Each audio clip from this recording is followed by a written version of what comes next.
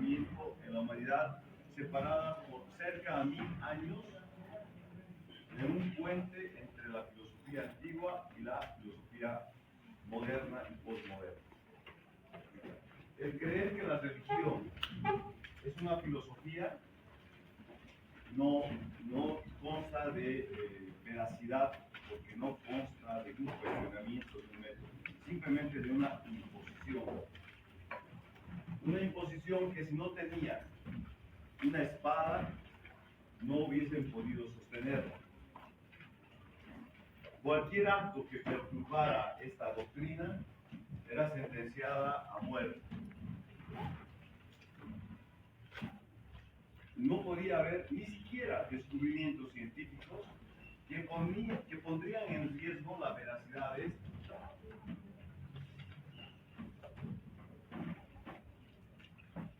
Los esfuerzos de los teólogos del cristianismo, el más reconocido como San Agustín, tenía una suerte de disyuntiva de poder explicar la predestinación o el libre albedrío, que es el punto más débil que tiene la religión.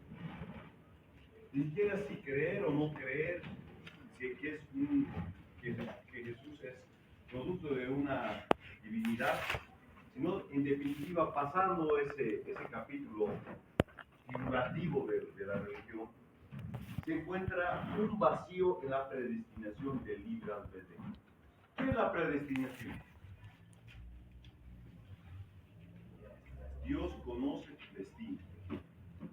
Ponte en manos de Él.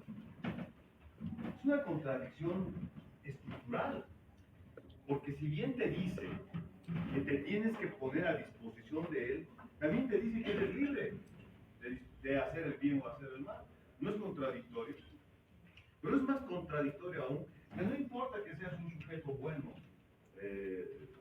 obediente de su dogmativa. Si tu destino es no salvarte, es una contradicción misma. Y esa contradicción lo atormentaba a San Agustín. Entendía realmente que si Dios era en su omnipotencia, omnisciencia, podía decidir tu futuro, era una contradicción. ¿De qué servía ser bueno o ser malo? Sin haber sido perverso y haberse arrepentido genuinamente antes de la muerte, te hacía salvo. Ustedes tienen esa parábola cuando Jesús está crucificado y tiene a un ladrón bueno y un ladrón malo. A uno le dice, arrepiéntete y estarás conmigo en el reino de los cielos. No importaba lo que hagas en tu vida. En el momento que tú decidías arrepentirte genuinamente, eras beneficiado con esta suerte de predestinación. Fuerte, ¿verdad? Y hasta el día de hoy nadie se explica este tema. Si Dios es omnipotente y sabe tu destino, ¿de qué sirve el bueno? ¿Cuál es el sentido? O anulas uno, o anulas el otro. Complicado, ¿verdad? Intentaron darles sentido y explicaciones como Ploquín, a la cual, por haber dado una interpretación de que podía existir dos formas, que ambas eran paralelas. Podías respetar la omnipotencia de Dios o omnisciencia de Dios, o podías tener también la forma del libre albedrío en hacer el bien y tener un predestino en el cielo, si quieren, en el paraíso. ¿Qué creen que le sucedió? Fue muerto porque le dijeron no existen los dos caminos, existe solo uno: reconocer el poder de la omnisciencia de Dios. Pasaron los años, los siglos, y ahí vuelve Calvino, los calvinistas. Así un ratito pareciera que realmente pueden coexistir ambos sistemas: el predestino y el libre albedrío. Es complejo, definitivamente, sostener esta teoría. Ustedes se ponen a analizar, no existe algo más débil que este elemento estructural de ellos. de la religión. No hay nada que lo salve. Porque si somos sujetos, primero, a semejanza de Dios, no somos libres ni predestinados. Estamos sujetos a la omnisciencia de Él. Eso entendemos al reconocer un Dios que guía tus pasos. ¿Cuántas veces les escucho decir lo que diga Dios? Es una cotidianidad prácticamente.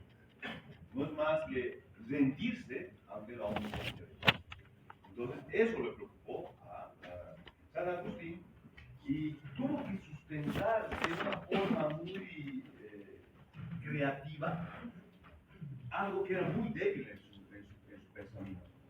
Y hasta el día de hoy sigue siendo un tema de discusión y de debilidad de la propia religión. Es más, podríamos decir que la misma religión, a través de sus vertientes, las salesianas, diocesanas, las sallistas, etc., manejan distintas corrientes. Unas fundarán más en el tema de que es una forma de ganarse el paraíso el comportarse de acuerdo a los cánones de la religión.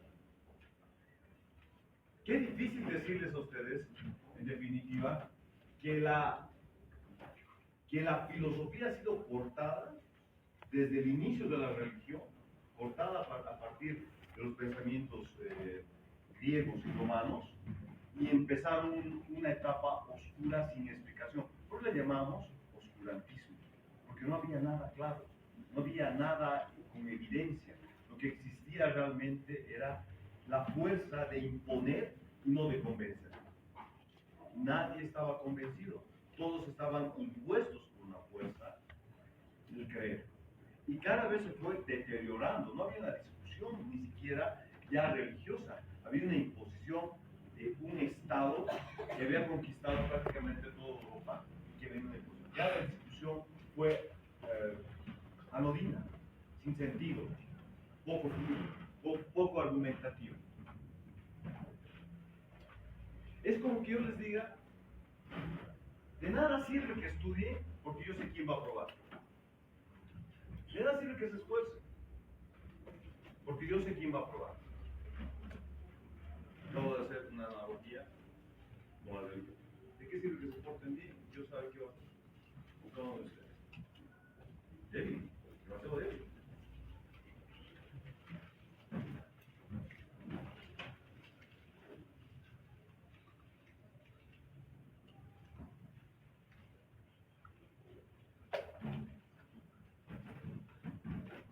Lo tienes a Santo Tomás en la misma línea, tratando de argumentar estos vacíos estructurales de la religión, simplemente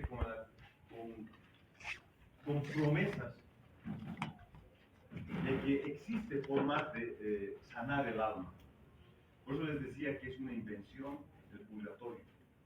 Como no existía te decía, sí, pero te puedes hablar. Ya es un desconocimiento. De alguna forma, tratar de abrir esta olla de presión que iba a explotar. Y se inventan un estado más. Ya no es cielo y la tierra, sino un estado de manipulación. Pero donde te puedes hacer salvo, te puedes hacer salvo. Mi idea es despertarlos y no dogmatizarlos mucho. Que ustedes entiendan que cada pensamiento que parece real, que parece verdad, no es más que fruto de una idea. Y ahí entramos a Descartes. Descartes despierta con su teoría al tener un sueño. Despierta y se da cuenta que es nuevamente un sueño. Despierta nuevamente y él pensaba que estaba en la realidad, pero estaba volviendo a dormir. Y entiende, en su teoría, de que nosotros solo somos nosotros y Dios. No existe nada más.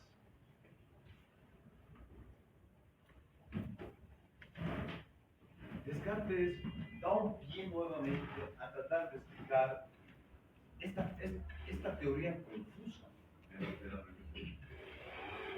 Todos los patristas intentaron justificar cada uno de estos eventos o más confusión. Nada claro, nada palpable que permita fundamentar una teoría ya cuestionada. Por eso cuesta ahora, más en el nivel académico que ustedes están, por ser profesionales, que tengan conocimientos.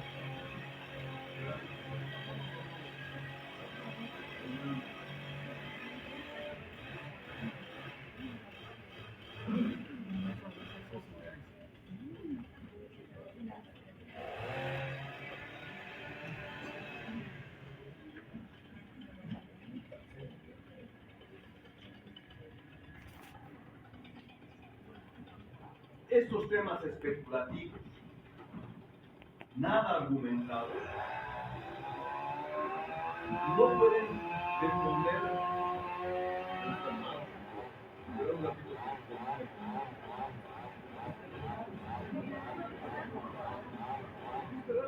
Son muy nerviosos ustedes.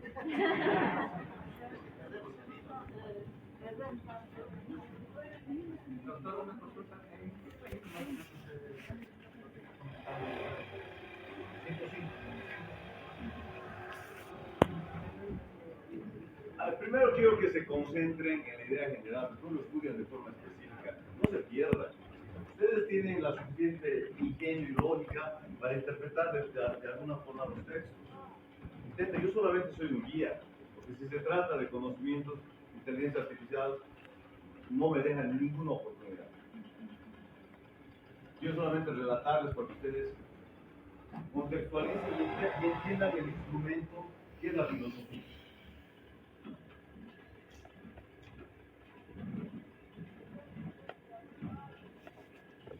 Estamos hablando de un libro que es el revelador y que sigue siendo el guía de todas las universidades españolas. No existe un instrumento, es un libro más didáctico que este, más explicativo de la historia de la filosofía. Si algún rato tienen un vacío, tienen un texto que lo pueden consultar en cualquier etapa. La última parte, sí, hay que contextualizarla, por lo menos les voy a dar 10 autores más. Díganme, no, yo sí les daría todos los autores que existen, se van a perder. La idea es, la filosofía es un mar de conocimiento, no quiero que se hunda, no quiero que naufraguen, sino que sea una herramienta que les permita cuestionar y sean unos investigadores a partir de la filosofía. Ya saben qué pensaban los filósofos antiguos, ya saben esta conexión que existe y que está volviendo con fuerza hace unos 10 años este tema de conexión hombre-naturaleza. Son espinocistas.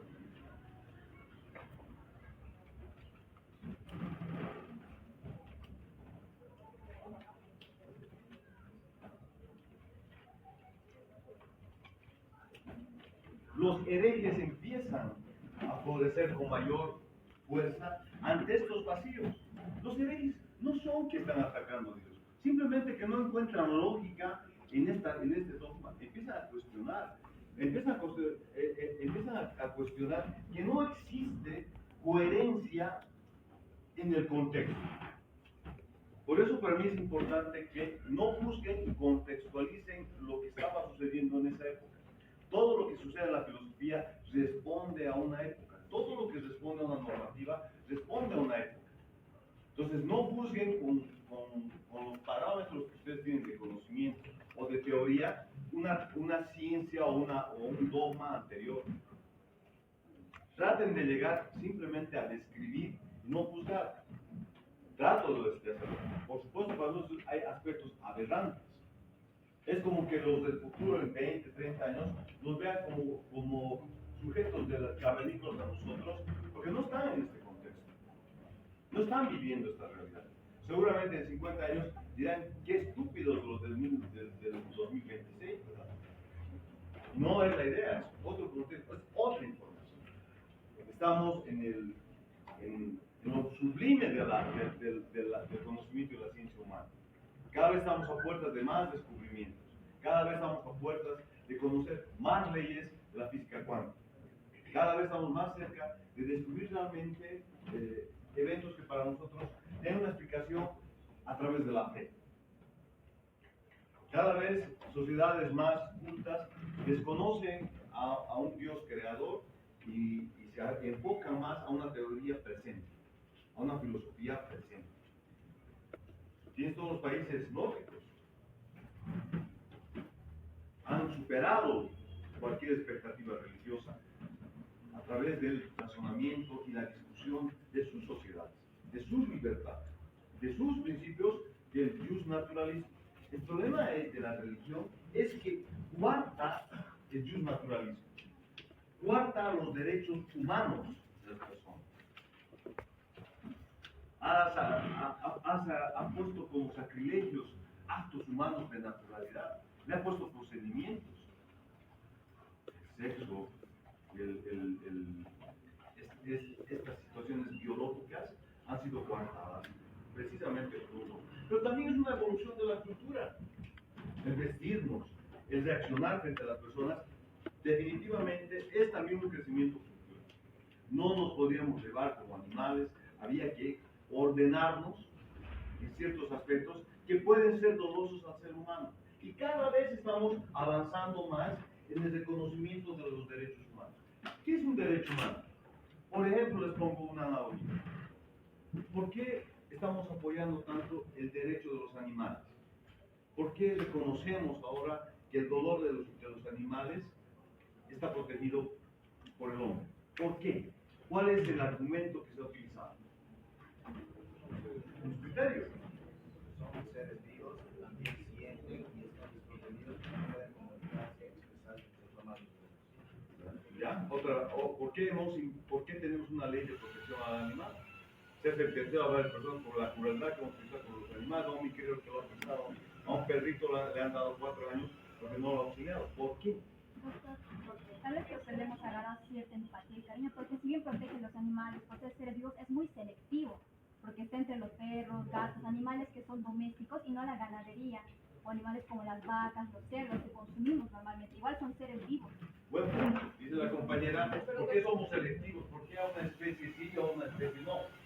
Pero doctor, también en este caso los vegetarianos también defienden esa parte, porque como son vegetarianos pues no consumen lo que es su carne, entonces eso defiende a estos animales. Está bien sus puntos de vista. Los vegetarianos también protegen los derechos humanos, no solamente los derechos de los animales, no solamente de los perros y gatos, sino también de las vacas, de los cerdos, ¿qué más? Los pollos, ¿no? ¿Qué más? ¿Por qué están creciendo los derechos de los animales?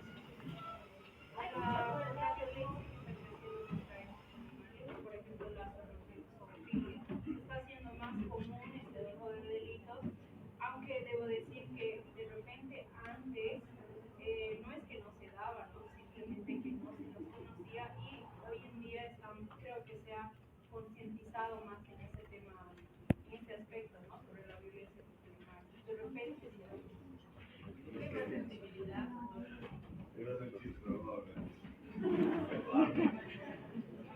¿Por qué se protege el derecho de los animales? Abogados, ¿por qué van a proteger los derechos de los animales? No estoy pidiendo explicaciones argumentadas, opinión. De verdad no tienen una opinión, ¿por qué? Podría ser por los actos crueles que se hacen a estos animales. Bueno, en la mayoría de los casos en los que se ha llegado a una sentencia, como usted dijo, ha sido cuando se ha dejado al animal en un estado hasta llegar a la muerte. El animalito ese venidista, como usted dijo, ha agonizado todavía un largo rato hasta que fallezca. Lo mismo con los animales de la calle, o como no auxilian o atropellan. No ha habido igual el caso del auto de Pimpaya, de uno de los funcionarios que ha asustado a una jauría de perros y los ha dejado ahí agonizar, sus cosas de que ha visto el sufrimiento del animal, o a veces muchos animalitos a causa de esos atropellamientos, doctor, agonizan días en las calles. Y entonces quizás en prioridad de defender la vida de estos actos de cientos personas pueden hacer tanto daño a un animalito, a un ser vivo, y verlo sufrir y no hacer nada. Pero también las personas, doctor, que maltratan a los animales tienen incluso problemas mentales, y aparte de eso, si bien comienzan con un animal, después van con los indigentes y van escalando a agresiones mucho más fuertes, y es una forma de control que tienen. ¿Por qué más?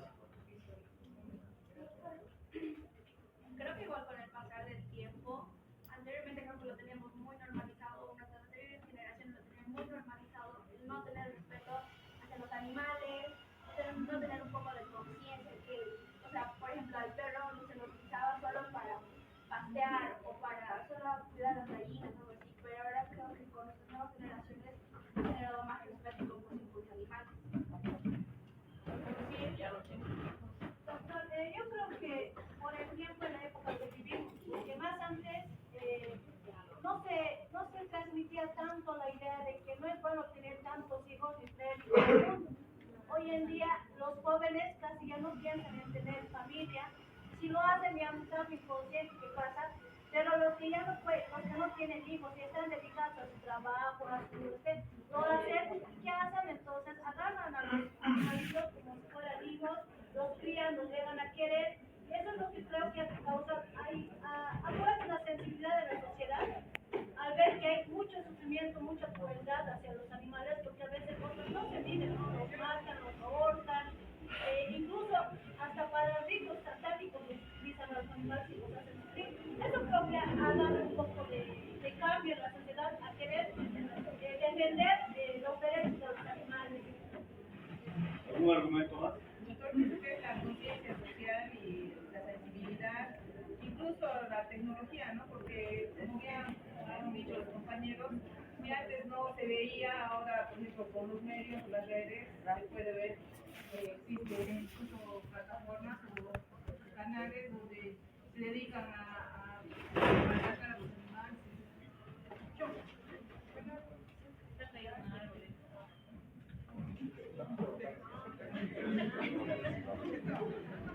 Uy, cierto, se ha caído. ¿Qué más? Siempre hablamos que es por el poder que se cambia algo, y creo que ha sido más que todo porque ha aumentado la cantidad en la sociedad de personas que han reclamado esto y han proporcionado mayor poder para poder defender a los animales. O sea, han ampliado más las personas que lo están defendiendo, y eso es poder. Ya. ¿Por qué más? ¿Alguien más? ¿Un argumento? Bueno, yo digo, doctor, de que todo ser en la tierra tiene una función que cumplir. Y entonces, como el hombre, ¿no? También tiene una función de cumplir. Y yo pienso que para mí es el sacrificio o el maltrato de animales ha venido desde la cultura europea, porque en nuestra cultura aquí los incas no tenían esa costumbre de sacrificar animales, o no había mesas de sacrificio. Tal vez sí en los aztecas, que no hay mucho, pero en los incas sí, ellos no tenían rituales. Ellos,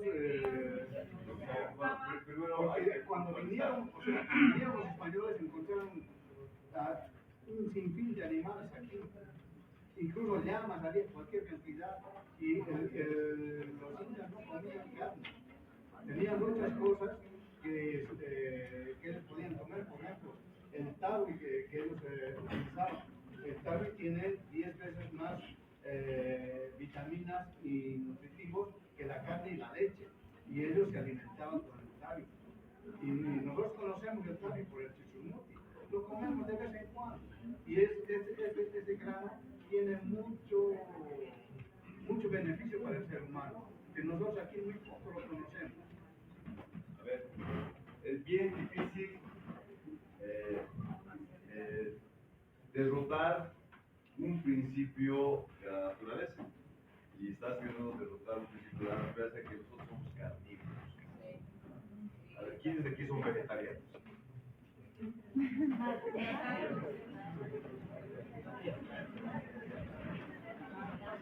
Tenía la esperanza de que...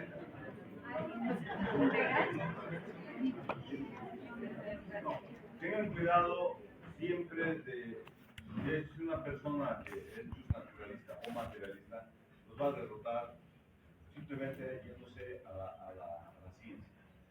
Entonces, somos carnívoros, por supuesto, tal vez no hemos sido crueles como otras culturas, pero siempre hemos consumido carne, siempre, parte de nuestra naturaleza. Es más, ha comprobado que aquellas personas que no consumen carne tienen deficiencia ósea, mental. Vean innumerables estudios definitivamente que si no consumen carne están cortando su vida energética. Necesitamos proteína, definitivamente. Entonces, es bien difícil argumentar, pero ten cuidado, solo. Nadie ha llegado al punto, les quiero decir. Se han acercado, pero no. ¿Ustedes creen que sentimos realmente lástima por ellos? Porque es como la compañera, ¿por qué no protegemos a todos los animales?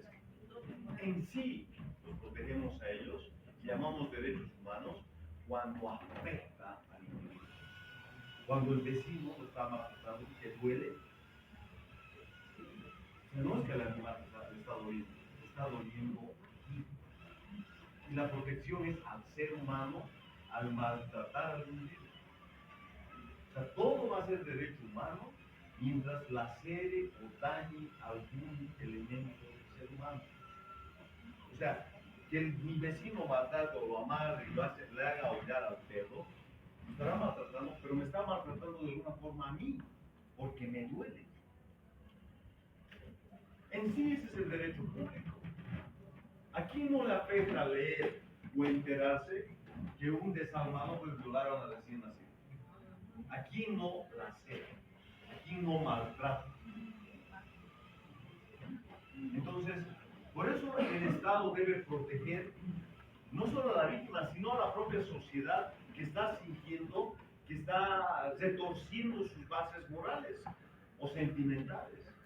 Mientras estos estén retorciendo el dolor de la humanidad, va a seguir siendo de alguna forma protegida por la normativa.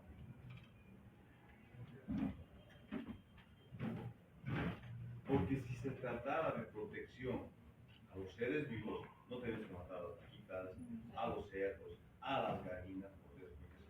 Pero como no nos duele todavía, por lo menos ha tocado un tema central, mientras no sea político, va a seguir siendo, va a haber una naturalidad, por supuesto. El momento que todos nos empapemos del dolor, tal vez no queramos comer, pero estamos yendo contra la naturaleza. ¿De qué te vas a alimentar?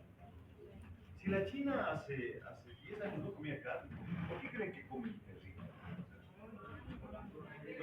Pero no, debe estar buscando. ¿Por qué consumen perrito y ratas y todo lo que se mueve? Por la guerra.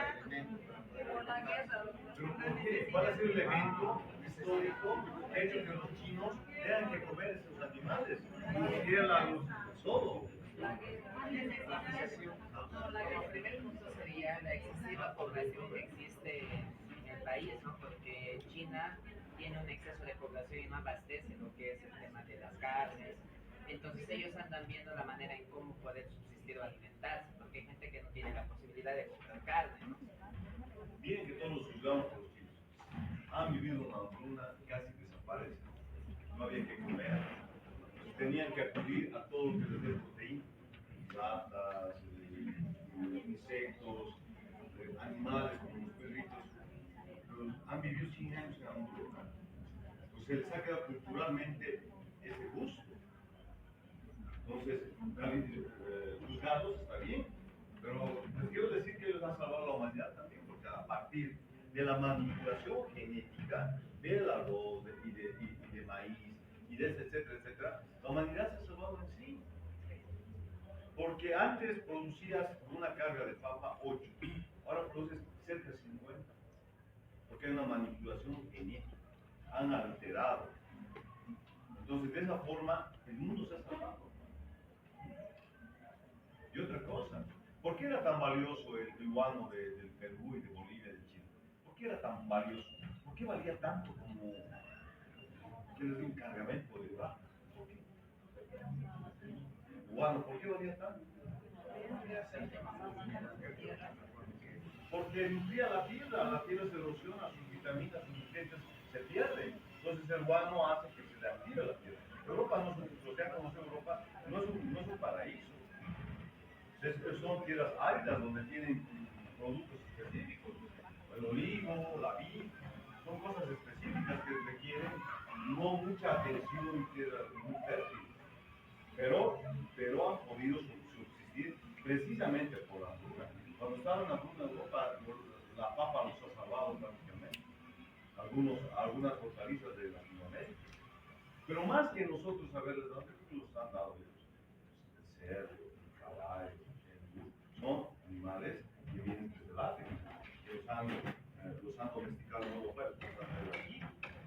El vino es parte de Europa. Entonces, sí ha habido un intercambio de productos, pero más hemos recibido tecnología que absolutamente tenemos relación total. Miren, ver la pollera no tiene nada autóctono, es absolutamente espontáneo. Entonces se nos ha quedado absolutamente una cultura y es nosotros no lo vemos, pero es una victoria de su cultura. Si la conquista no solamente es territorial, es cultural, es educativa, es de lengua, eso es una verdadera un dominio de un territorio. Los españoles cuando quieren venir aquí se contactan con nosotros, pueden intercambiar comercio, pueden venir a vivir aquí, no hay problema. Porque no tienen el problema de la lengua. Es bien complicado. Y nosotros tenemos 52% de nuestro territorio tiene frontera con el Brasil. ¿Cuántos de aquí hablan portugués? 52% de la frontera es brasilera. ¿Cuántos hablan en portugués?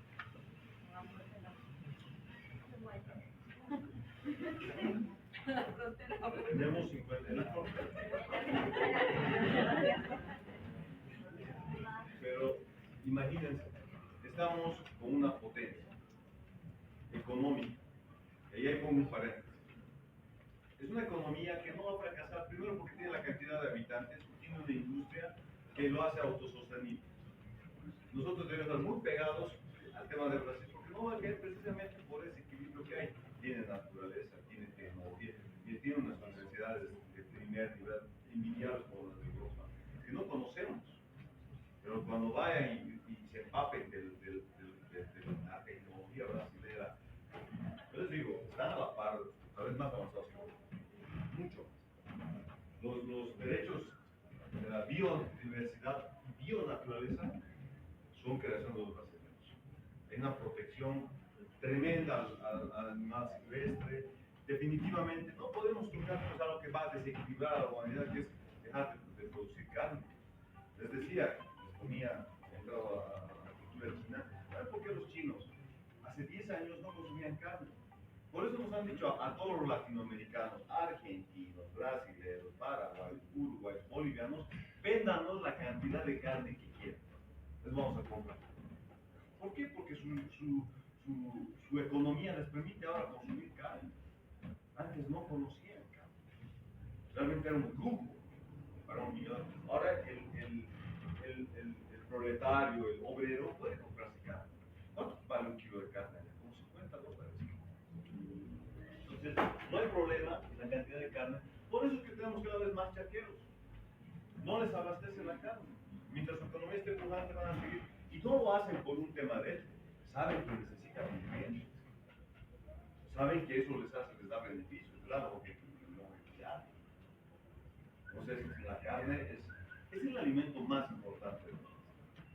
Digan lo que digan, no existe un alimento más importante que no. Es más, yo les he hablado del texto de Animales a Dioses, de que hemos despertado en nuestro sistema cognitivo y lógica a través de la carne y a través de la médula ósea.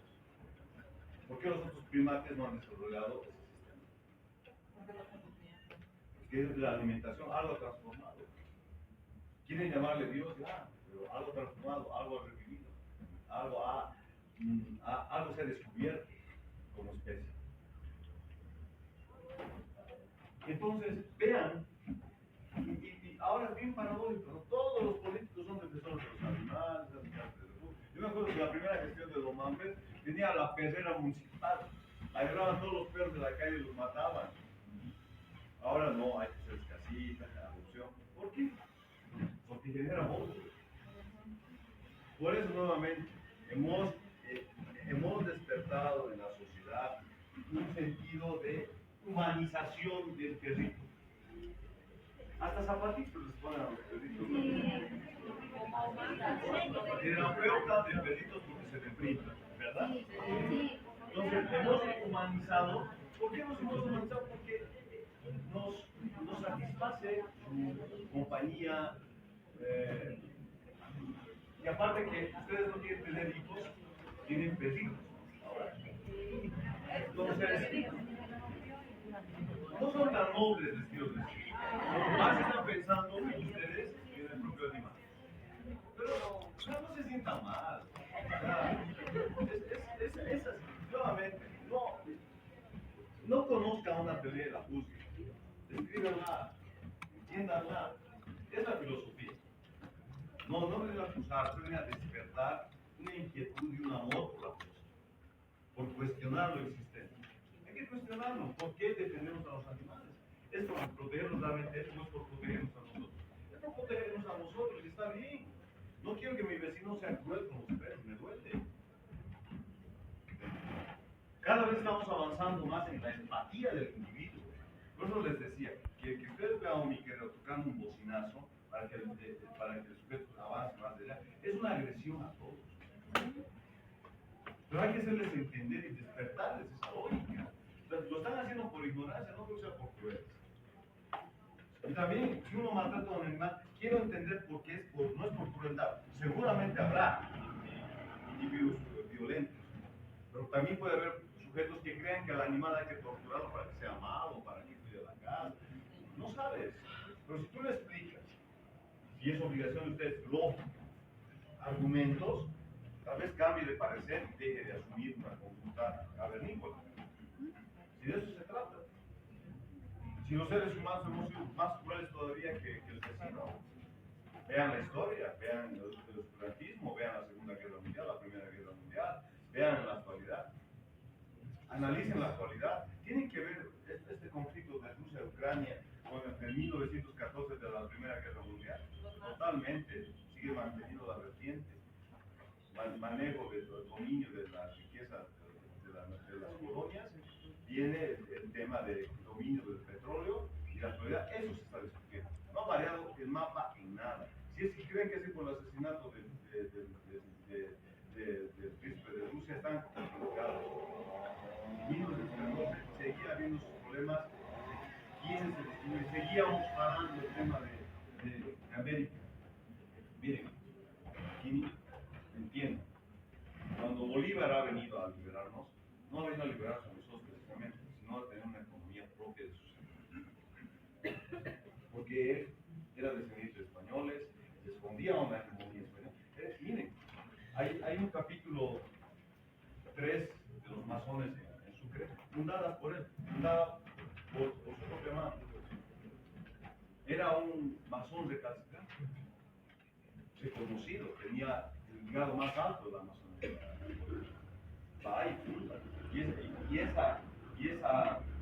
Ese capítulo que le llaman, esa comunidad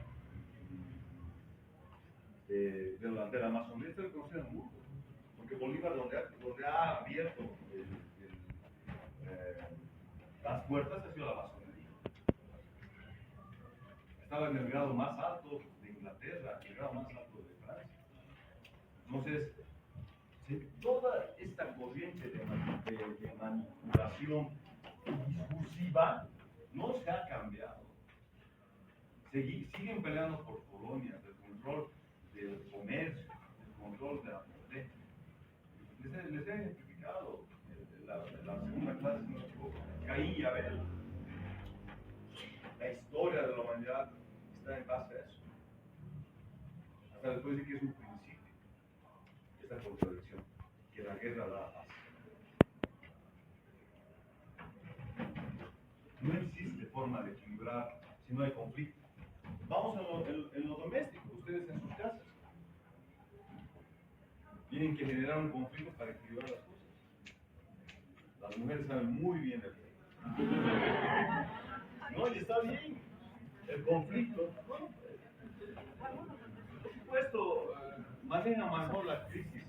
Se entiende las mujeres, que son más frías. Lo estoy diciendo en sentido bueno. El hombre es más hormonal, más controlable. La mujer puede planificar y proyectar, el hombre actúa de forma emocional. Somos distintos, son especies también. De hecho, si no ven como una potencia eso, lo ven como una debilidad. Yo lo veo como potente, como algo, como poder. El despreciar los atributos naturales y querer homogeneizar hombre y mujer, ¿qué más pierden ellas? Porque a veces somos iguales en mi punto de vista. Ustedes tienen, mi punto de vista es que no reconocer sus capacidades a cada uno y homogeneizar en sí es un debilitamiento de que tiene más poder. No necesitas mostrar fuerza bruta para mostrar tu poder. Hay que ver lo que dice. Que dice Julio César, que dicen todos los estrategas. La pelea que se gana sin pelear es la verdadera pelea. La verdadera forma de tener el poder. Entonces, es mejor ganar una pelea sin pelear que pelearla porque todos pierden. Tiempo, energía. Entonces, yo creo que les ha hecho más daño el tema de la homogenización que más bien reconocer sus propias cualidades. Pero es un punto de vista. Yo no soy autoridad, soy mucho menos en poner un dogma, de ninguna manera. Soy enemigo de los dogmas más estáticos que mantienen a la sociedad dormida, cuando sabemos que el cambio es la verdadera forma de evolución del individuo y del pensamiento. Cuanto más cambia el pensamiento y la evolución, más perfecta la evolución. Y veamos, nos han encasillado más de 100, cerca de 70 años con la guerra contra las drogas. Cuando es un instrumento absolutamente de dominación.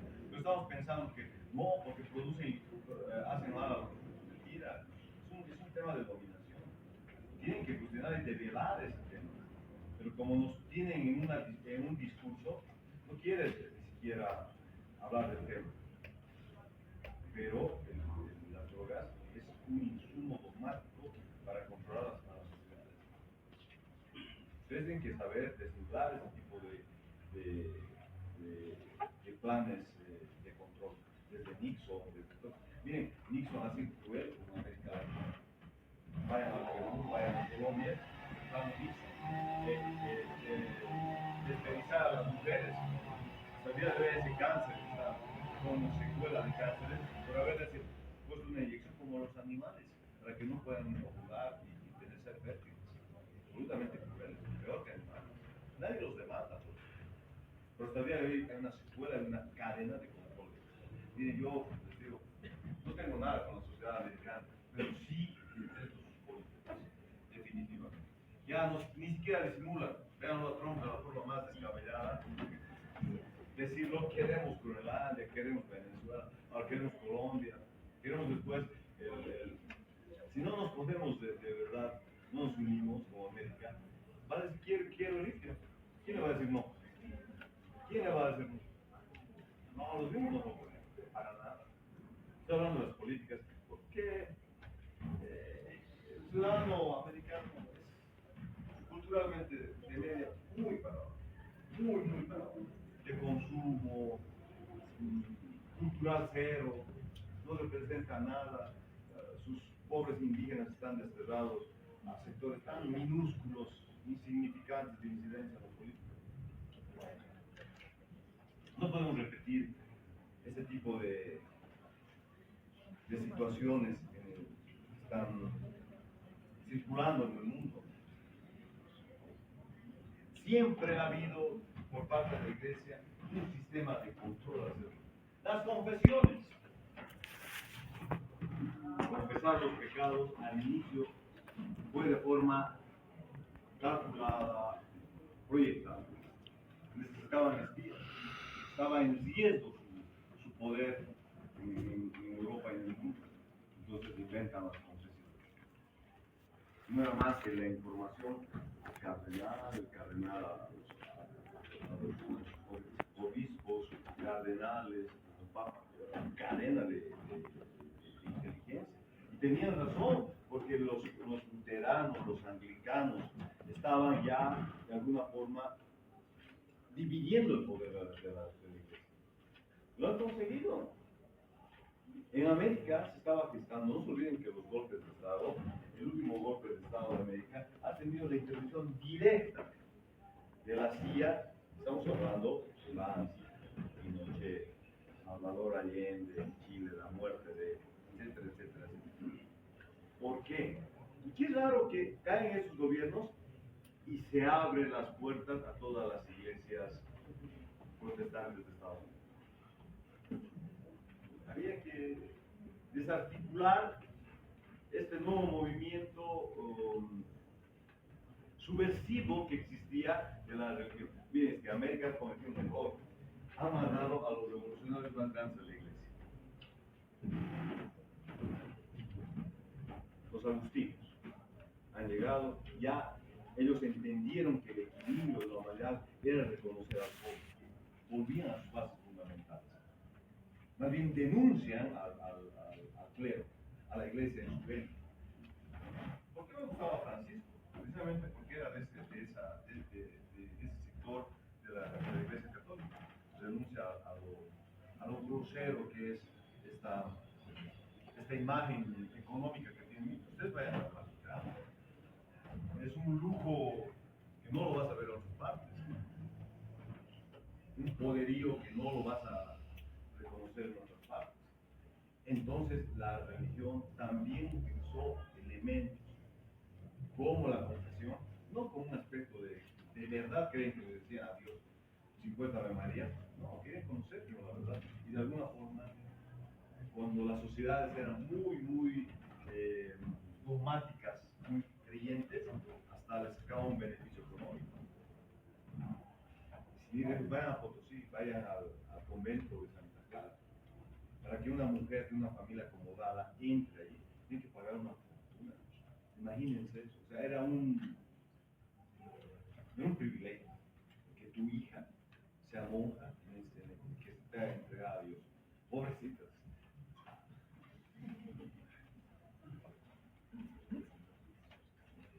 Y así hemos ido viendo y manipulando el sentido de San Agustín, Santo Tomás, Descartes, y Descartes inspira Kant. Ya entramos ya a la filosofía moderna.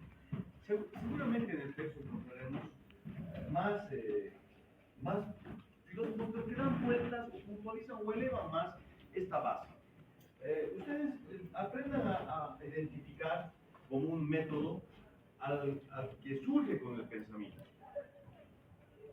Un pensamiento nuevo. Por ejemplo, les pongo un ejemplo. Hegel, metafísico al extremo. Y tienes la persona que cuestiona que es Marx, Carlos Marx.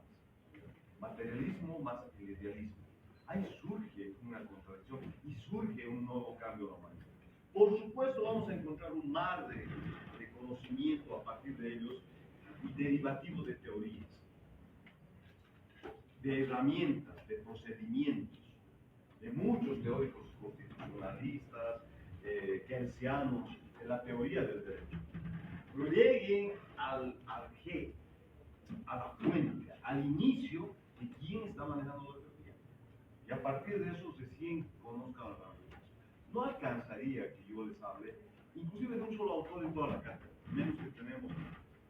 Muchos temas vamos a aprender, vamos a pasar clases el día de mañana. ¿Virtuales? ¿Cómo se clases virtuales?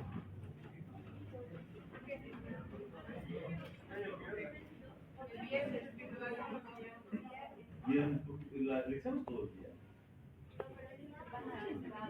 ¿Cuándo es el examen?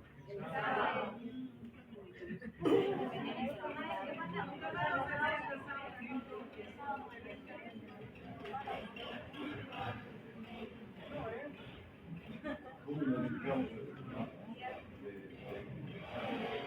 Este viernes, ¿tuviste el viernes?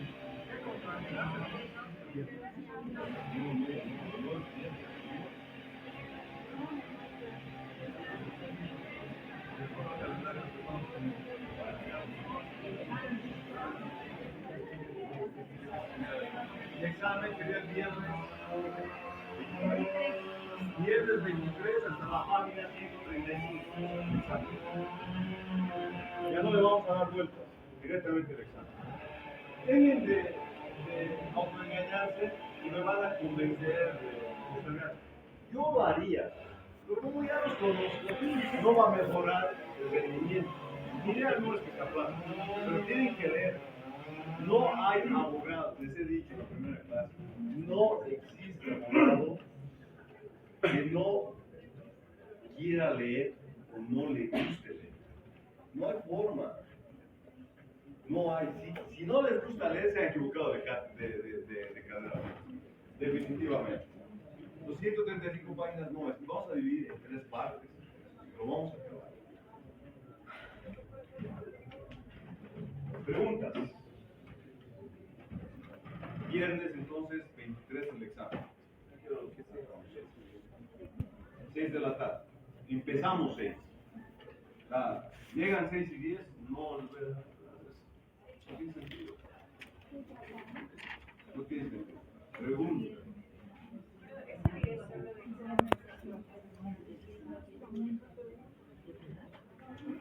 No sé, veremos.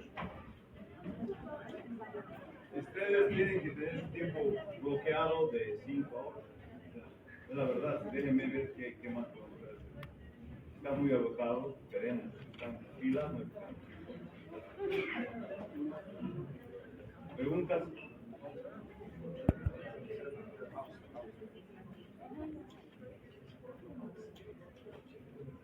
El examen, doctor, va a ser desarrollo, va a ser variable, Selección múltiple.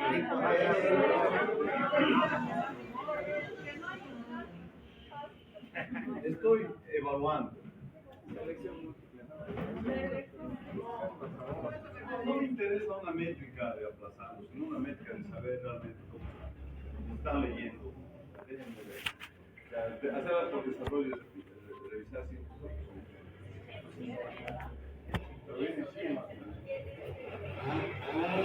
Está muy duro. Si tengo que hacer un examen como lea lector, no me interesa que sea fácil. No quiero que pongan en los comentarios qué tal se presenta un grupo. Hacen trabajo y pasan. No.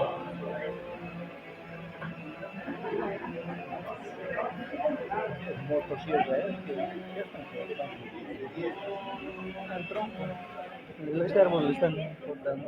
La verdad que después de este texto encuentro la historia después, Marx, empezamos con una nueva filosofía, un cambio económico. No sé si me gustaría por lo menos que tengan bases y elementos para que conozcan. Y al final ustedes se convierten en sus familias los pedagogos. No tengan argumentos. No repitan, les hace ver muy básico. La lectura los va a hacer, van a elevar su nivel ustedes, no se van a sentir bien. Pero si repiten lo que dicen los medios de comunicación, totalmente, tiene una información concentrada para que piensen de determinada forma. Empiecen a cuestionar esa información, les va a ir bien. Busquen otra información. Todavía tenemos libertad aquí de hacer esa búsqueda. No la hacemos, pero la tienen que empezar a cuestionar cualquier verdad que existe. Estoy hablando de mierda.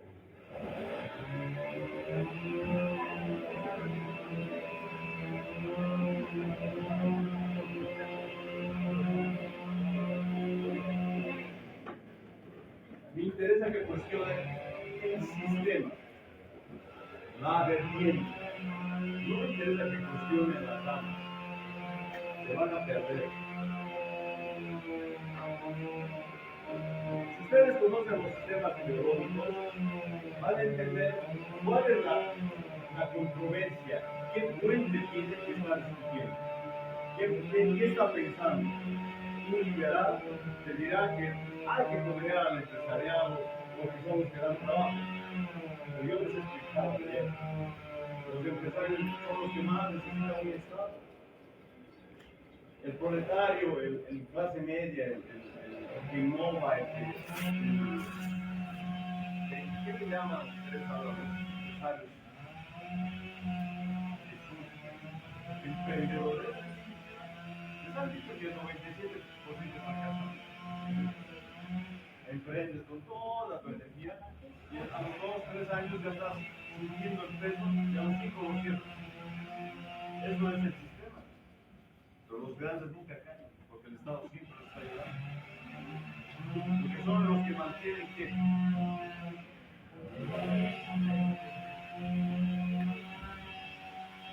Por eso les decía ayer, con un afán de despertarlo,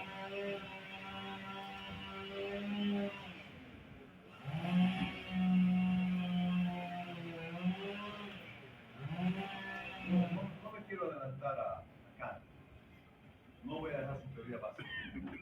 Yo ayer les hablé de Hannah Arendt. Les dije problemas básicos sobre uno trabajo, una dignificación propia. Lo único que nos va a hacer alcanzar el poder tiene la primera acción política nos va a servir que el darle primero con los que tienen el verdadero poder. Si ustedes son activistas, que les digo, de animales, van a estar con el ministro de producción, con el ministro de justicia. El poder nos lleva al poder. Nuevamente, muchos entiendo que la política es también circunstancial. Hay personas que nunca pensábamos hacer política y hemos terminado haciendo política por las circunstancias. O sea, hay una frase bonita que me gusta que dice, entras a la política sin querer entrar a la política. Y cuando quieres hacer política, la política te expulsa de ahí. Pero intenten por lo menos cambiar su realidad. Y no se trata de cambiar las realidades nacionales, se trata de que cambien su realidad donde viven, la realidad de la universidad, la realidad del transporte, la realidad. Eso es epicentro. O sea, no se aparece de lo macro. No es que ustedes van a aparecer de senadores o diputados, de presidente o vicepresidente o de ministro. No van a aparecer en ese aspecto. Tienen que aparecer en un punto. En un punto que nadie piensa que va a surgir. Y les pongo el ejemplo que tal vez no les guste, a mí me parece desagradable muchas de sus intervenciones, pero lo que hay. ¿Cómo ha surgido el vicepresidente? No, estamos hablando de su eficiencia. ¿Dónde? Cuando lo agarra otro policía le agarra del puesto. Yo y decirlo por primera vez. Aquí no le ha parecido grosera, soberbia, abusiva, autoritaria. ¿Ustedes creen que llegaba a partir de ese vicepresidente? Casi el presidente. Entonces, no sabes cuándo es el eficiente. No sabes si un evento puede convertirse en el centro. Nadie reclama del costo del transporte de forma técnica. No he escuchado a ningún dirigente decir, oye, yo paso a hacer por lo mismo. Entonces, pelearse con un chofer por el cambio. Entonces, miren, busquen algo para transformar. Se puede convertir en el epicentro. En sus OPBs, el control social, el uso de los fondos asignados por participación. No sabes cuándo puede suceder. No se trata de hacer política en lo macro. Eso sí, nadie les va a tener poder en lo macro. Olvídense, el poder se lo construye. No se lo usa.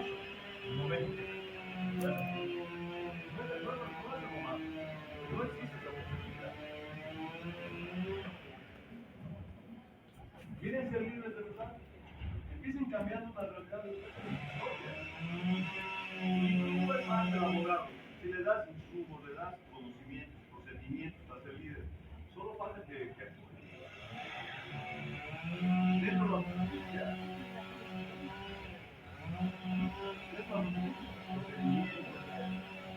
pensar de esto.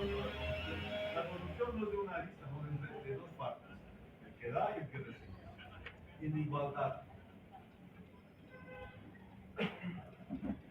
Tendremos 20 minutos de recreo y volvemos 7 puntos. Ya los grupos que van a exponer se quedan ya para preparar su material. También tiene derecho por participación.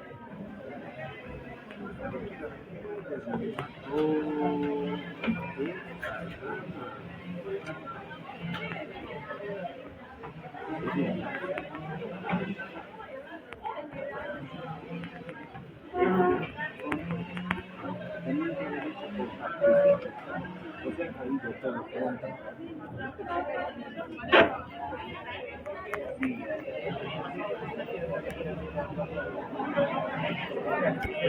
El internet percatado a este día de hoy.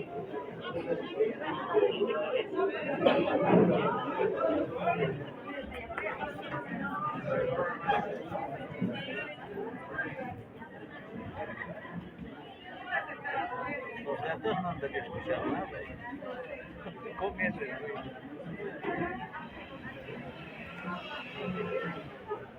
Xenófanes, como nació en Colofón, que actualmente es Turquía, y vivió una vida de ser poseído por Sicilia, el sur de Italia también, porque Xenófanes era mujer. Xenófanes huyó de su ciudad porque en esos tiempos estaban en guerra, estaban en conflictos, los persas habían invadido su ciudad y también por conflictos políticos. Durante su viaje pudo conocer todo el sur de Italia. Cada ciudad fue un descubierto para él, porque cada ciudad se daba cuenta que la cultura, las creencias eran distintas. Es por eso que se convirtió con el tiempo en un crítico muy importante de Homero y Hesíodo, que seguramente los deben conocer por sus obras muy famosas, que serían la Ilíada, la Odisea y la Teogonía. Estas obras hablan principalmente de dioses que tienen aspecto humano, que tienen características humanas. Es por eso que este filósofo contradice y critica a estos filósofos, porque para este filósofo un dios debería ser simplemente uno y no varios, como cuando se poseyó el sur de Italia y varios de los dioses eran distintos. En algunos lugares los dioses eran negros, en algunos lugares los dioses eran blancos, eran altos, en algunos lugares eran animales. Entonces él se preguntaba por qué en cada ciudad, en cada lugar tenían un dios distinto. Es por eso que este filósofo cree que solo debería existir un solo dios y debería tener las siguientes características. Primero, que debería ser una divinidad.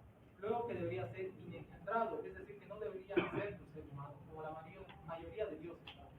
Y también debería ser invisible, es decir, que no se podría ver, que no podría tener deseos sexuales, que no podría tener deseo de comer, de tomar y demás. Y por último, debería ser eterno. Como la mayoría de dioses, muchos han muerto, han fallecido, pero para este filósofo un dios debería ser eterno. Ahora, dando mi opinión personal respecto a este filósofo, no sé si fue casualidad, pero yo también comparto el pensamiento de este filósofo, porque no debería existir en cada región, en cada ciudad, un dios, un santo, una virgen a quien debamos adorar. Si creemos en algo, pienso yo que debería ser solamente a un dios que deba tener estas características. Muchas gracias, luego la paso a mi compañero. Bueno, continuando con la exposición, Xenófanes no fue un filósofo que dejó escritos como actualmente los conocemos. Sus obras se conocen a partir de fragmentos que han sido citados por autores posteriores como Aristóteles. Su filosofía se basa principalmente en la teología, en la naturaleza y el mundo físico y el conocimiento divino. Como ya se estaba mencionando mi compañero en una pequeña introducción, la principal aportación de Xenófanes era la crítica a la religión antropomórfica. ¿Esto qué quiere decir? Que Xenófanes criticaba, ¿no?, que los dioses de la cultura griega estaban hechos a la semejanza de los humanos. Él decía, ¿no?, que si los bueyes y los caballos podían escribir o pintar, ellos también harían a su misma imagen.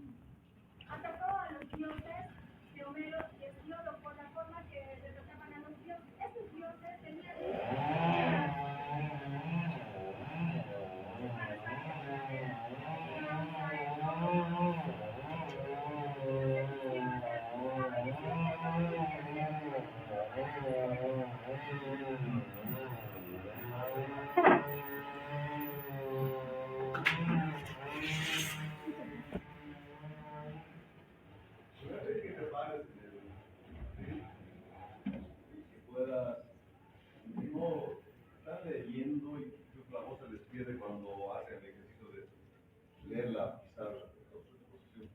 Traten de, hay que hacer mucho esfuerzo para escuchar. Como les decía, ¿no? Él criticó a los dioses de Homero, que eran los dioses, ¿no?, que conocemos, ¿no?, de la cultura griega, que tenían muchas imperfecciones, tenían venganza, seducción, o sea, tenían cosas malas que influenciaban en la juventud. O sea, él se preocupó por no qué legado les estaban dejando a los jóvenes.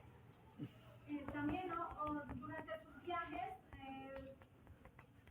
afirmó su postura antropomórfica, diciendo que como los etíopes hacían a los dioses chatos y negros, también los tracios los hacían con ojos azules y pelirrojos. ¿Esto qué quiere decir?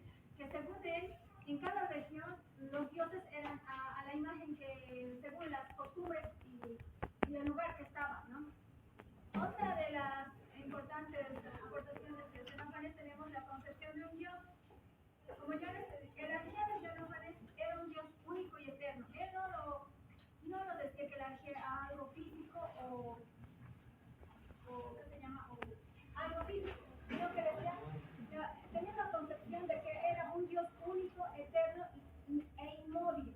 O sea, no como la cultura griega era que un dios aparecía, se transformaba según a lo que le llamaban. Por ejemplo, el dios Ares, ¿no?, le convocaban y él aparecía.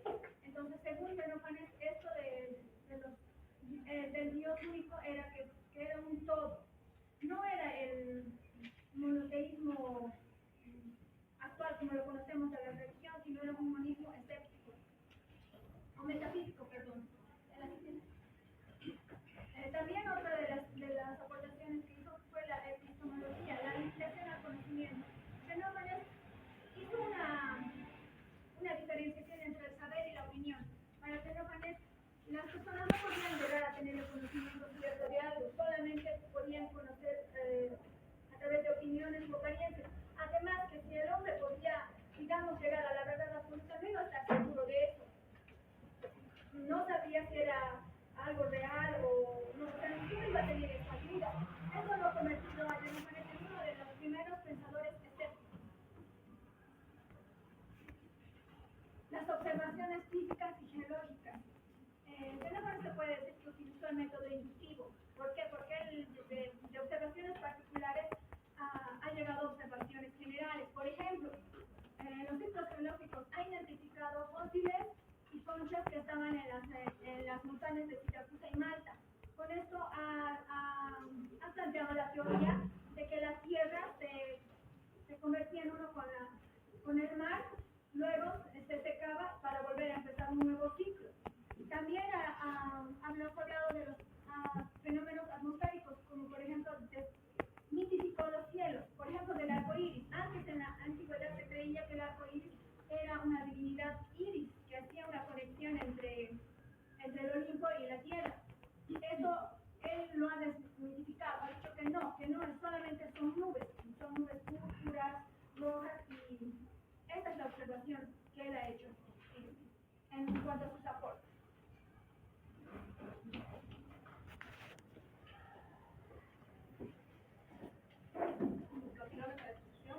Buenas noches, doctor. Buenas noches, compañeros. Vamos a hablar lo que es la importancia en la historia, lo que es Xenófanes. Era una figura importante en los pensamientos occidentales, ya que con él se rompe lo que es la explicación mítica y pasa a lo que es, se propone lo que es lo racional, lo físico para entender la realidad. Como anteriormente ya mencionaban de que Xenófanes propuso que solo existe un solo Dios y solamente un Dios supremo, con el cual él domina al mundo o gobierna al mundo con la mente y no así con la fuerza, lo cual también criticaba el papel de los educadores y lo que es el normativo, porque decía que los seres humanos no tienen la verdad absoluta, por lo cual la verdad se la consigue mediante la reflexión y la experiencia.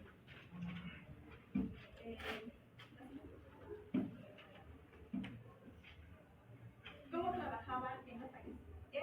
Xenófanes era un filósofo que no era de academia y tampoco era, al contrario, era un pensador y itinerante que difundía sus ideas mediante el diálogo y la reflexión, lo cual usó el método de la poesía para que mediante los versos que él realizaba transmitía para que podía llegar al público, también podía lograr llegar a facilitar la memorización, lo cual también mediante la poesía Genófanes podía hacer de que hacer críticas, lo cual no eran de manera directa, ¿no? También nos habla de la crítica racional, pues la crítica racional, donde dice de que Genófanes analizaba lo que son las creencias, las tradiciones y las costumbres, no aceptaba la verdad así porque sí, más al contrario, él tampoco negaba una situación por negar, al contrario lo razonaba y lo fundamentaba y lo argumentaba, ¿no? Entonces, pasa lo que es la observación racional de la realidad, en donde él basa su método en la observación, la reflexión y la conclusión racional. También nos habla de que al no alinearse con lo que es la tradición poética y también al no apuntarse a lo que es a la nueva escuela filosófica, queda en el exilio o se expulsa al aislamiento, lo que es y por la falta de la cultura original. La importancia de Genófanes podemos rescatar de que él nos enseñó a pensar y no así a aceptar o a repetir las creencias o costumbres. Al contrario, su método de lo racional, de lo crítico y la observación fundamenta en el pensamiento, en lo filosófico, en lo científico y en lo jurídico. ¿Para qué? Para que pueda promover los valores, lo que es la razón, la ética y la observación, en lo cual nos indica de que debemos buscar la verdad y no así aceptar una verdad sin antes cuestionarla.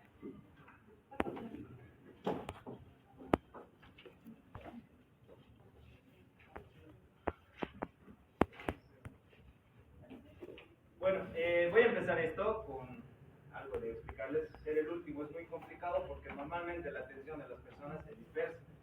Así que lo que voy a hacer prácticamente es un análisis, mostrarles las conclusiones, para que más o menos vuelvan a entender un poquito la esencia de lo que es Genófanes. ¿Ya? Por favor. Miren, esencialmente hay que entender un poquito del contexto histórico. Genófanes se encontraba... cuando invade los persas se convierte en un exiliado de Landa. Muy bien, él al convertirse en un exiliado se va de ciudad en ciudad y lo que podemos rescatar de esto es queriendo ser de ciudad en ciudad como lo que actualmente llamamos un mochilero quizás, pero en la época. Él iba de ciudad en ciudad como un poeta, hablaba en las plazas, te cantaba unas poesías haciendo una crítica social y bla bla bla. Lo que pasa es que él va absorbiendo de cada cultura detalles muy importantes y aspectos esencialmente desde el punto de vista de la religión.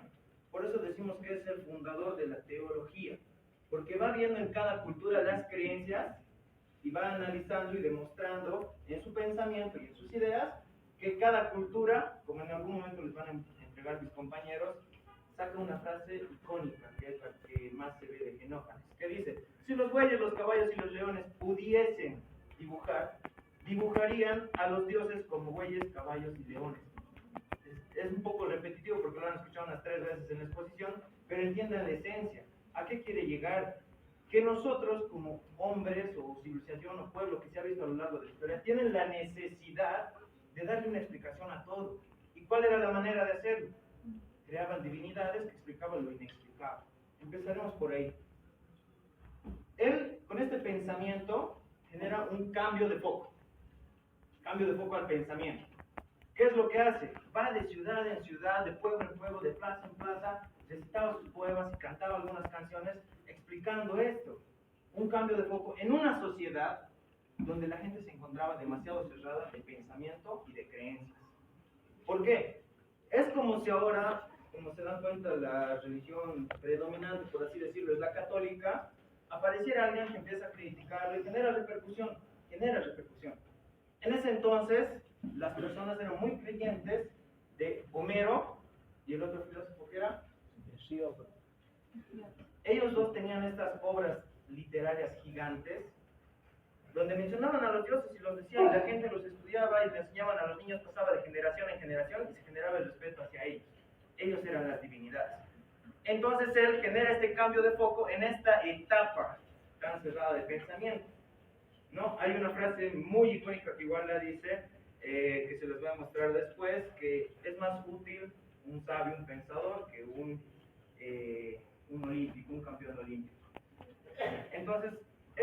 diferencia de esto? Hace un cambio de foco en las personas, no sé si llega a tener tal llegada como repercusión como debería haberlo hecho, pero es lo que genera.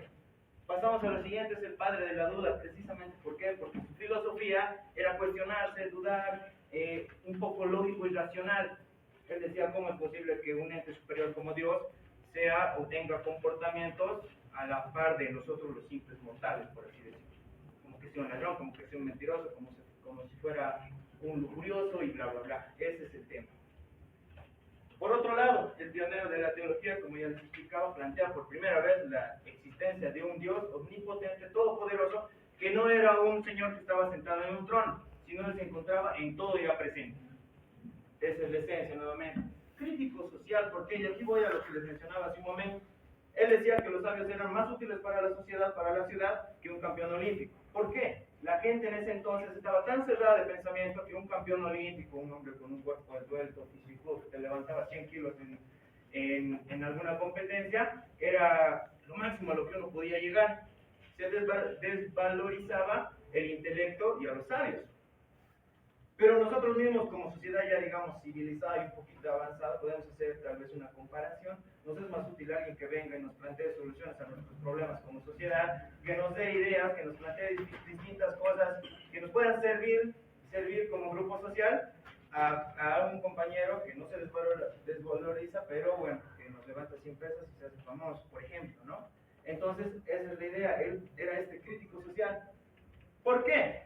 Como ya les expliqué, al ser exiliado ha absorbido la cultura de tantos pueblos a los que ha ido, que logra absorber estos conocimientos y no se queda con eso, sino que no se queda como un dato curioso, ¿no? En aquel pueblo son así o tal. Él genera esta filosofía a base de la duda y la crítica racional, diciendo que es posible que hay pueblos que tienen dioses chatos negros y hay otros que tienen dioses rubios de ojos azules. Ahora, un datito curioso. Corrió mejor suerte que Sócrates.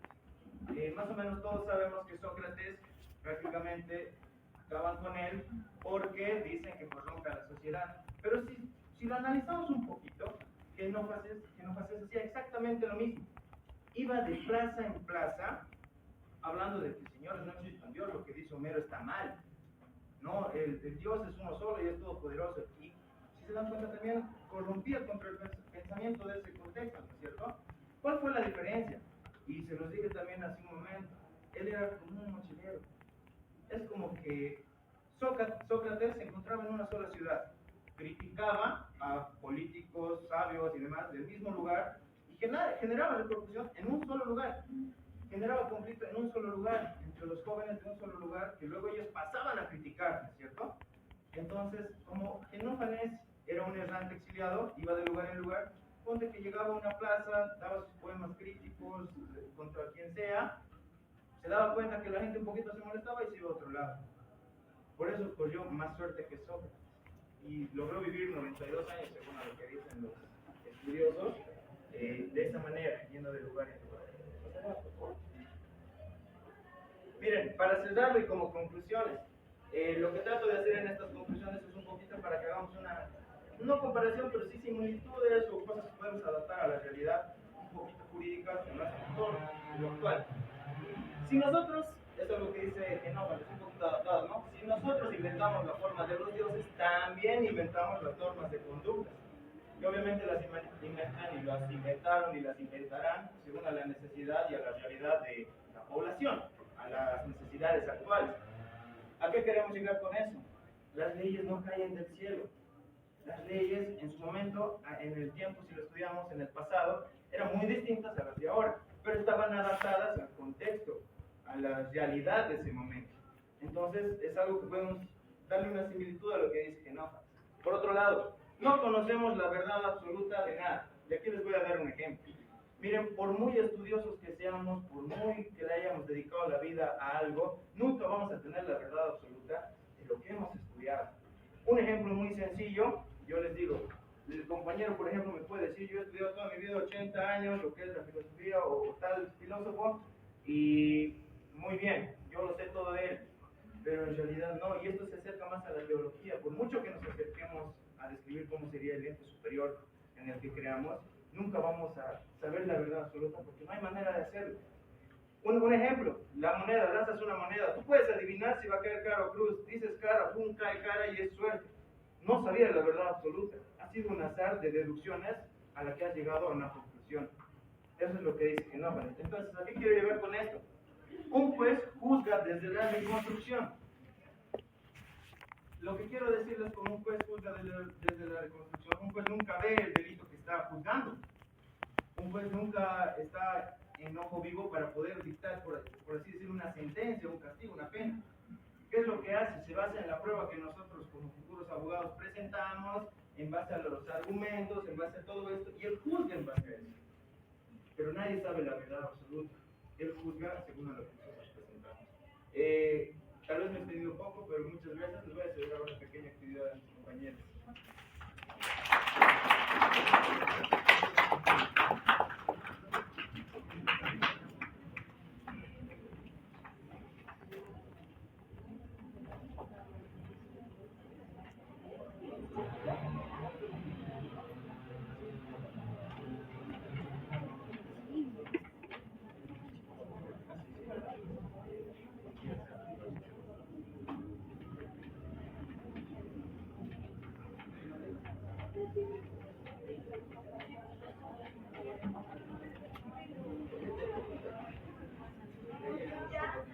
Con la actividad solo va a ser por un minuto, ¿no? Eran preguntas que estaban repetitivas, pero nos vamos a indicar. Son dos preguntas, dos premios y el contexto. ¿Qué influye en el contexto histórico Genófanes en su pensamiento? A. Vivió en una época de total estabilidad política, lo que le permitió desarrollar teorías abstractas sin preocupaciones prácticas. B. Señala que los etíopes representan a sus dioses como negros y de nariz chata, mientras que los tracios los imaginan rubios y de ojos claros. Se demuestra que las estructuras sagradas de distintas culturas son copias entre sí.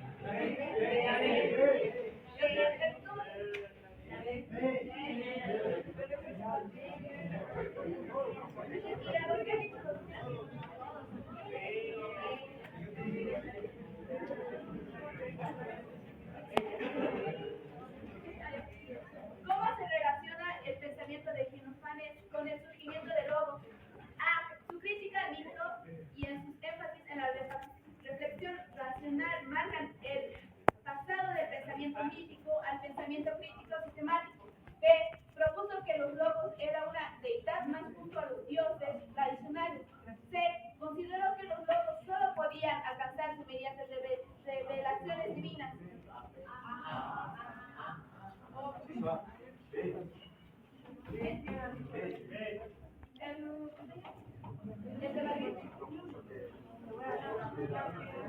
Ya.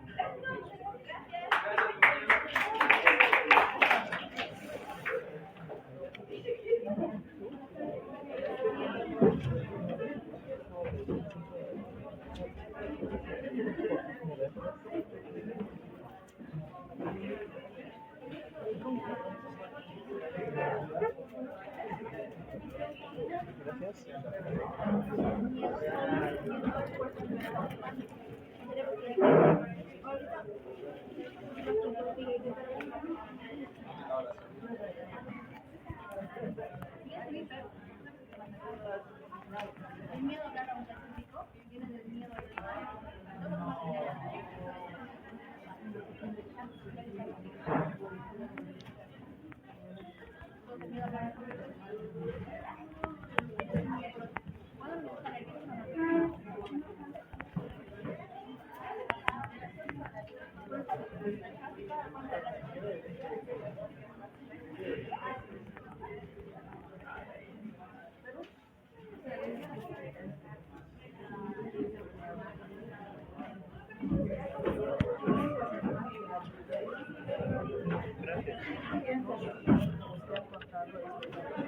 Les debo advertir la claridad de exposición está en base a cuánto estamos aprendiendo. Les está bajando puntos de exposición. Podrán saber mucho, pero si no saben comunicar, trabajen en su tono de voz, creo que es lo que más está hablando.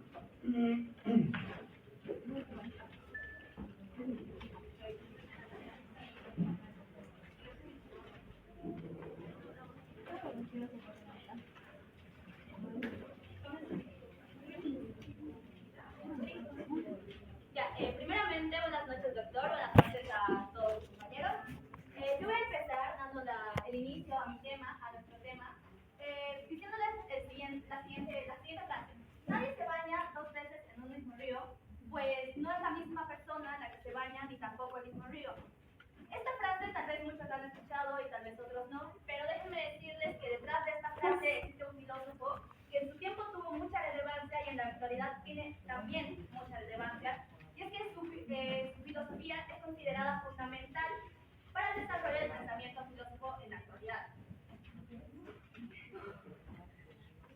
Ahora sí, les vamos a presentar junto a mi grupo al siguiente, al filósofo Heráclito, el filósofo oscuro. Primeramente les voy a dar una breve introducción de su ciudad. Heráclito nace en Éfeso. Éfeso es una ciudad griega de Asia Menor que actualmente se encontraría en Turquía. Éfeso estuvo marcada por profundos conflictos entre aristocracia y pueblo, los conflictos normales de las ciudades de ese entonces. Algo que voy a rescatar es este punto. Heráclito vivió en un periodo de gran desarrollo intelectual. ¿Qué quiere decir esto? Que sabemos que en ese tiempo la gente se basaba solamente en las creencias, mitos, religiones y tradiciones. Cuando vienen los filósofos y empiezan a dar su manera de pensar, es donde la gente comienza a lo que nos dijo el doctor Andrés, a cuestionarse, que de eso se trata la filosofía. Cuestiones. Por eso es el surgimiento de la razón en contra de la creencia de solo mitos y tradiciones. Ahora bien, ¿por qué se llama el filósofo oscuro? Este es un punto bastante personal, lo voy a decir. Y ya que se dice que Heráclito era una persona con un carácter bastante melancólico, era una persona sumamente arrogante. Él, en su investigación en la filosofía, se puede decir, trataba de expresar que las personas tienen diferentes tipos de inteligencia. Todas las personas para él tenían la inteligencia del ser humano común y corriente. En cambio, podían alcanzar la inteligencia divina, que según Heráclito, ya la había alcanzado, que es la sabiduría divina. Entonces, por eso, él era una persona como que muy alejada, muy aislada, y no le gustaba convivir con las demás personas. En cuanto a su historia, Heráclito nació en una familia aristocrática aproximadamente en los años 540 a.C. Se dice que Heráclito nació en una familia de reyes. Él tenía derecho a la realeza. Sin embargo, él sale de esto porque sus pensamientos no estaban concordes a los de la política de ese entonces. Hay un dato curioso que les quería comentar, que se dice, porque como sabemos son presocráticos, la información no llega correcta hasta los tiempos de ahora, por la transversación del idioma de los países, y que cada autor que lo ha estudiado tiene una distinta interpretación de él. Pero se dice una anécdota que una vez encontraron a Heráclito jugando con niños y le preguntaron por qué prefería jugar con niños en vez de estar con adultos. A lo que Heráclito responde que prefiere jugar con niños que jugar con los adultos a la política. Esa es su crítica hacia la política. Era un filósofo presocrático, es decir, antes de Sócrates. Por eso es que dije que la información que llega es interpretada de distintas formas. Él tenía una obra literaria que es La naturaleza. Es una obra fragmentaria y oscura. En esta obra se destaca la distintiva escritura de Heráclito, y por lo cual resalta mucho entre los anteriores presocráticos y filósofos de esta época. Que Heráclito, su escritura se basaba mediante aforismos y mediante frases cortas. Esto por eso es que esto aumenta la complejidad para estudiar a Heráclito. En cuanto a su filosofía está lo que viene a ser el cambio constante.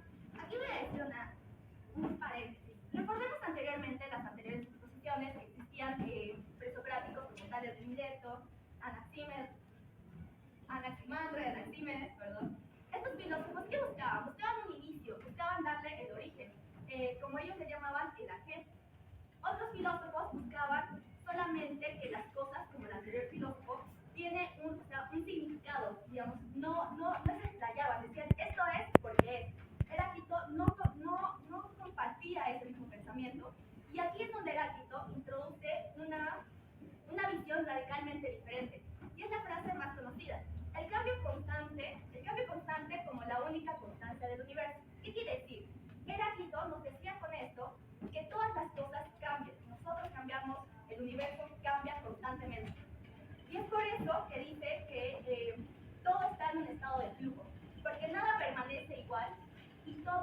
nada permanece igual y lo único permanente es el cambio. Aquí, por eso, la frase del principio, esta idea la traza en esa frase que les conté al principio, donde dice, nadie puede bañarse 2 veces en un mismo río.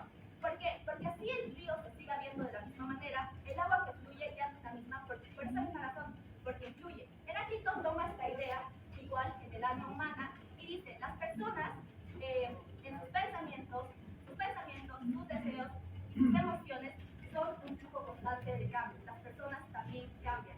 No vas a ser la misma persona que mañana. Ahora bien, algo que también quiero resaltar de Heráclito, a diferencia de los anteriores autores, es el cómo simboliza su filosofía. Heráclito, a diferencia de los anteriores filósofos, no simboliza su filosofía como el aire o el fuego, perdón, como el aire o el agua, sino que lo hace de una forma más distintiva. Y también esto llama mucho la atención. Heráclito simboliza su filosofía como el fuego, porque el fuego igual es un cambio constante, pero también, o sea, no solo porque el fuego puede ser diferentes cosas, como por ejemplo luz, calor, cenizas, sino también porque el fuego es un proceso mismo de una energía en constante cambio y transformación, y esto da paso a su filosofía. Ahora bien, hasta aquí lo que yo les he dado un poco la introducción de la vida de su manera de hablar, más contexto de su filosofía. Gracias. Yo voy a hablar sobre los maestros, influencias y la proyección intelectual de Heráclito. Bueno, fue un filósofo presocrático perteneciente a la tradición jónica. Podríamos decir que era un filósofo autodidacta. ¿Por qué? Porque recibía sus conocimientos a través de su propia investigación. Podríamos decir que es un filósofo demasiado que le gustaba, pero a pesar de eso, igual recibió influencias de Xenófanes.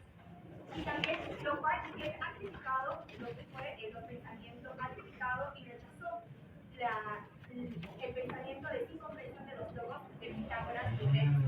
También se libró de los logos internacional que ordena el cosmos, lo cual una importancia muy bien de destacar en esto fue que sus pensamientos eran la filosofía política y la filosofía jurídica. Los pensamientos autónomos influencers. Bueno, como ya hemos nombrado, era un filósofo independiente y autodidacta.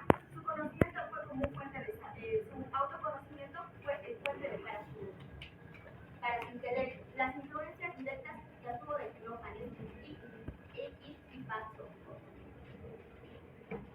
En la tradición jónica y los principios de los filósofos, heredó el principio de la idea fundamental que fue el acto. Retomó la noción de la justicia cósmica. Él creyó que la justicia cósmica era una armonía de las dimensiones opuestas. Entonces, no se Heráclito no fue una escuela y tampoco estuvo bien. Con lo cual, sus pensamientos fueron transmitiéndose. Su pensamiento no fue institucionalizado, y su única obra principal fue sobre la naturaleza, que actualmente está abierta a diferentes interpretaciones, ya que no se puede encontrar la obra entera como tal, sino que se encuentran fragmentos en los cuales los filósofos han llegado a interpretarla según a su parecer. La redacción de esta obra era de estilo aforístico y liberador de oscuros. También podemos decir que la proyección intelectual y legado de este filósofo criticó a muchos filósofos y aplicó y aumentó en idea de muchos de ellos, como el de Parmenides en la opción filosófica de enfatizar y universalizar el ser. O como el Platón incorporó que el cambio del mundo es sensible a la teoría de las ideas. Y también hubo que como una razón universal y fundamental de la ley natural. Para continuar, no es interesante que en este momento extrañamos el silencio, porque el ruido que está afuera no nos ayuda en nada. Y eso es fundamental para entender que la unidad y la lucha de los pueblos no quiere decir que no podemos apreciar unos y el otro, no podemos apreciar el silencio.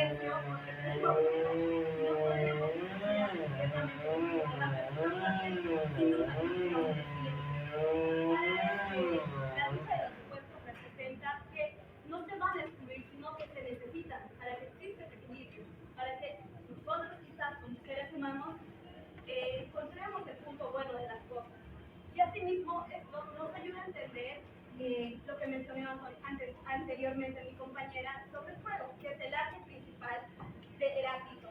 Este fuego no permanece idéntico, sino que cambia en sí mismo, cambia continuamente, consume y genera a la vez.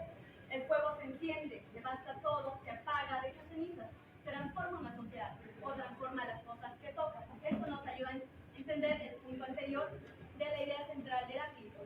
En el punto anterior podemos ver que el fuego como arte trasciende de esta noción de un elemento como tal que nos ayuda a algo, sino que es primigenio para convertirse en este símbolo perfecto de una realidad en perpetua transformación.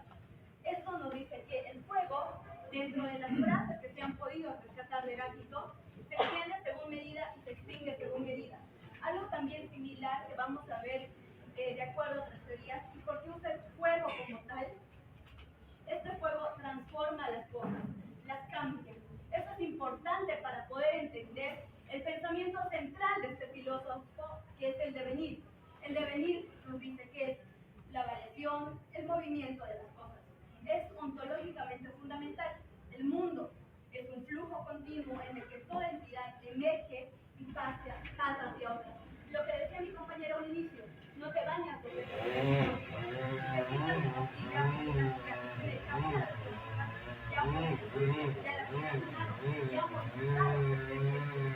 ahora mismo lo ayudan mediante el alma seca, que vamos a ver anteriormente. Esta alma seca es el fuego que ha consumido al ser humano. Esta alma seca para Heráclito representa el saber, la razón, el buscar conocimiento, mientras que un alma de barro representa lo superficial, la debilidad, dejarnos llevar por una creencia que es sin criticar, sin pensar en qué significa. A esto toma la noción anterior, que es el no, que es la razón, capacidad de pensar y reflexionar. El ser humano está destinado al no, a pensar y a reflexionar, pero debe hacerlo constantemente. Y este sofón, que es una palabra que le incluye, es la sabiduría divina. Dios es la sabiduría absoluta. Pero hay una contradicción en la idea de Heráclito, que nos dice que, pese a que el ser humano tiene el no y tiende a acercarse al sofón, este ser mismo también, en cierto momento, su cuerpo muere. Y antes de mismo, hay una contradicción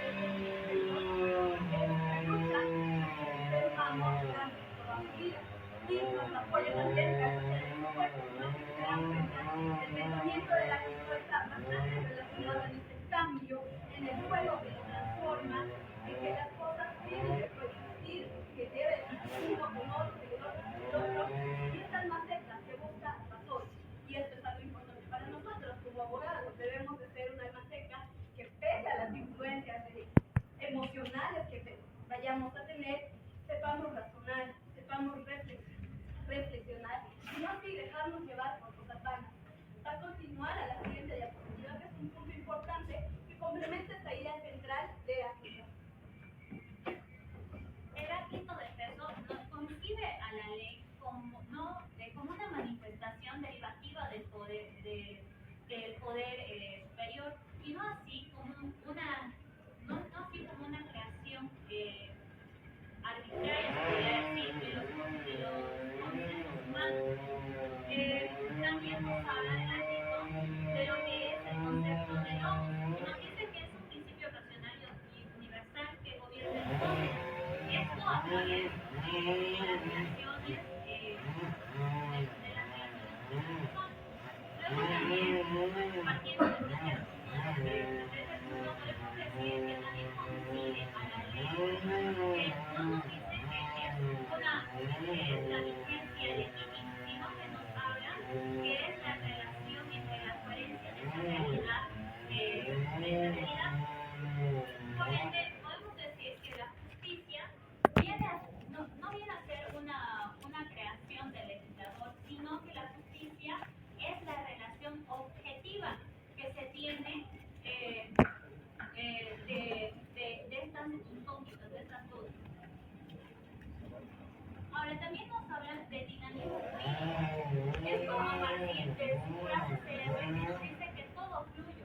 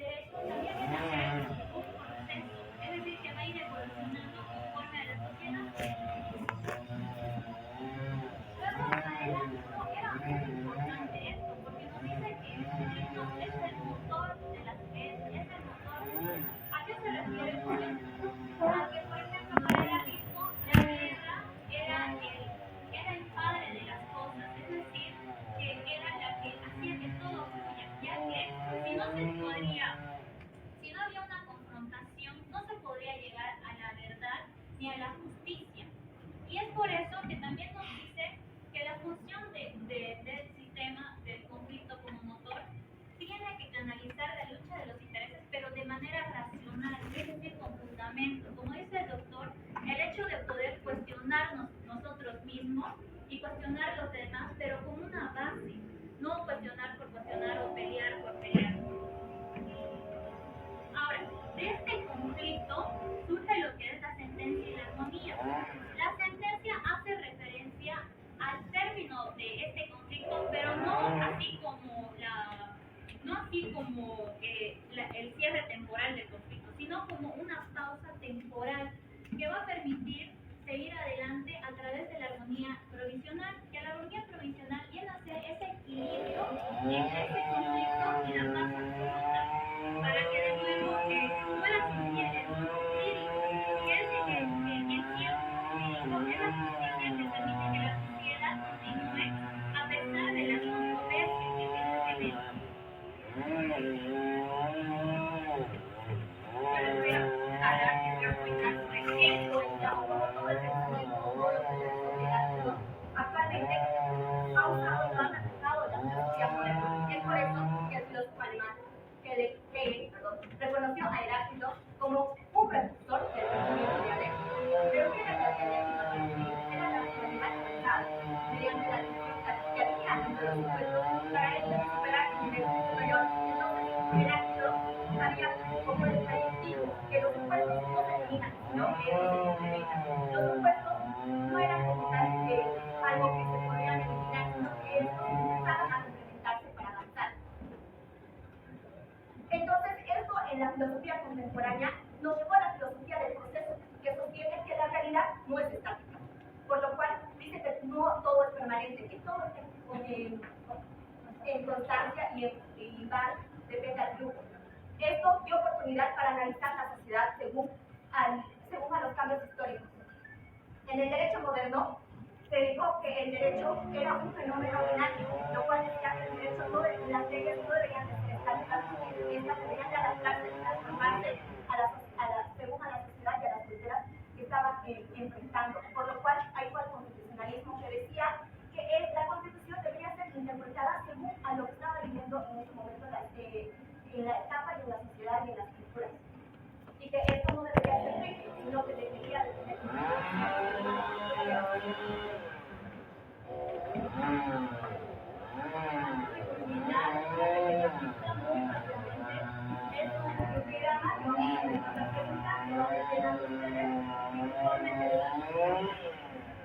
que levante la mano y que vaya llenando se le va a dar un premio. Nosotros lo vamos a escribir. La primera, en la filosofía moderna, Heráclito fue reconocido como precursor de la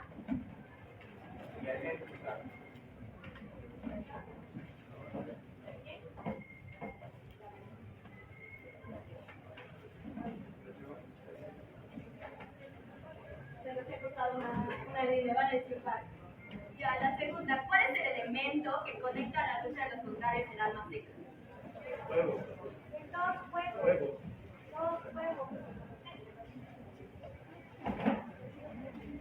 La tercera, ¿cuál es el principio universal y de inspiración cósmica que según Heráclito dota de validez, justicia a la ley?